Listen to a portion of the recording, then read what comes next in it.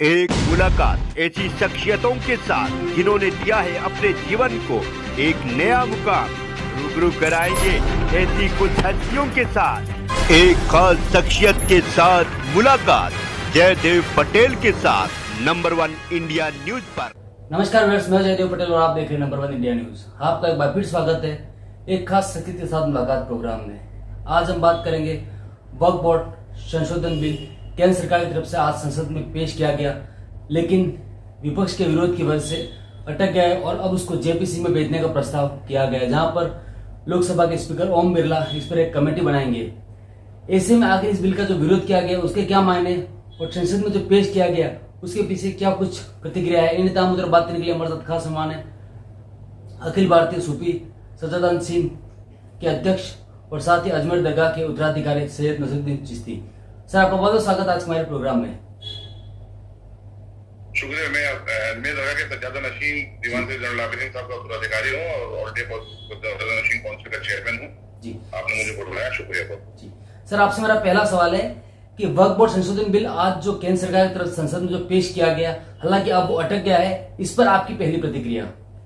अच्छी बात है, सब लोगों की बात सुन के उनके सजेशन लेकर के एक मुसलमानों के हक में अच्छा कानून बनेगा और वक्फ बोर्ड में जो अनियमितताएं, करप्शन और जो प्रॉपर्टी का बीजा इस्तेमाल किया जा रहा है उस पर रोक लगेगी और जो एक विलन के रूप में वक्फ बोर्ड काम कर रहा है उस पर कंट्रोल होगा, उस पर अंकुश लगेगा जी। सर, इस बिल का जो राजनीतिक तरीके से कहो या फिर कहीं का मुस्लिम कुछ बुद्धिजीवी की तरफ से जो विरोध किया जा रहा है उससे क्या मायने आप देखते हैं?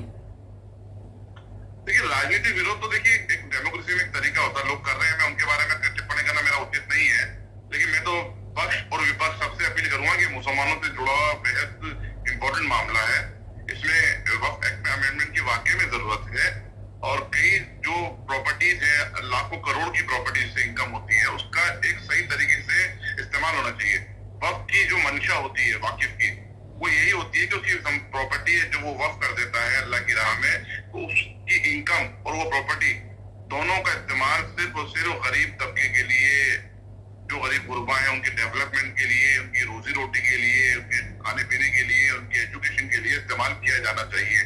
आज हिंदुस्तान में कौन सा एक वक्फ बोर्ड ऐसा है जो गरीब बच्चों की शादी कराता है, जो गरीब बच्चों को एजुकेशन दिलाता है, वहाँ के जो जिम्मेदारान है, अहदेदारान है, क्या कोई चेयरमैन बनता है या कोई बाबू लोग हैं जिनके पूरी जिंदगी ट्रांसफर ही नहीं होता उस ऑफिस से, तमाम लोगों की जेबों में पैसा जाता है। या फिर जो लैंड माफिया है, जैसे कि हमारे मंत्री जी ने आज पार्लियामेंट में बोला है कि लैंड माफिया सबसे ज्यादा एक्टिव है, तो इन सब चीजों से बचने के लिए इस ऐसे एक्ट को और प्रभावी बना करके लागू किया जाना चाहिए, हमारा मानना है जी। सर, देश में ऐसी कितनी दरगाहें हैं जो अभी वक्फ बोर्ड का जो एक संशोधन है, जो नियम है उसके अकॉर्डिंग नहीं आती हैं, उससे वंचित हैं? देखिए, करीब करीब सारी दरगाह हैं। की दरगाह सेंट्रल गवर्नमेंट के अंडर में आती है, माइनॉरिटी मिनिस्ट्री जैसा एक्ट है 1955 का, उसके तहत बाकी तमाम जो दरगाह है वो स्टेट वक्फ बोर्ड के अंडर में आती है।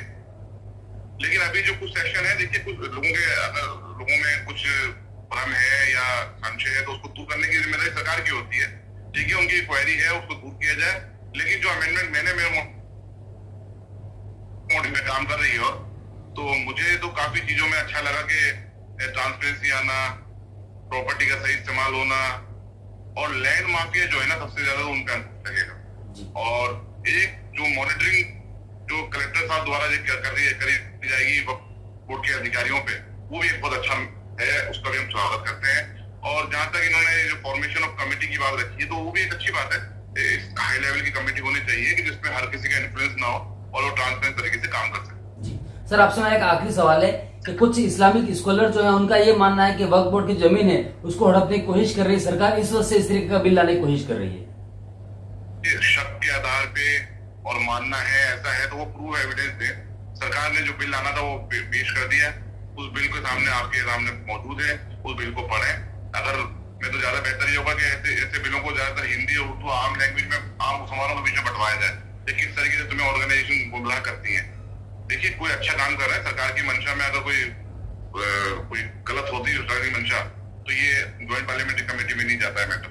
अब तमाम पार्टी के लोग बैठेंगे और उस पर हर पॉइंट टू पॉइंट हर सेक्शन पे चर्चा करेंगे, जो हमें उम्मीद है कि अच्छा बिल आएगा हमारी तो सरकार से डिमांड ये है कि दरगाह बोर्ड को भी इसमें शामिल करा जाए, दरगाहों के कस्टम ट्रेडिशन रस्म रिवाज को भी इंक्लूड किया जाए, या तो इसी में कर लिया जाए या अलग से एक बोर्ड बना दिया जाए।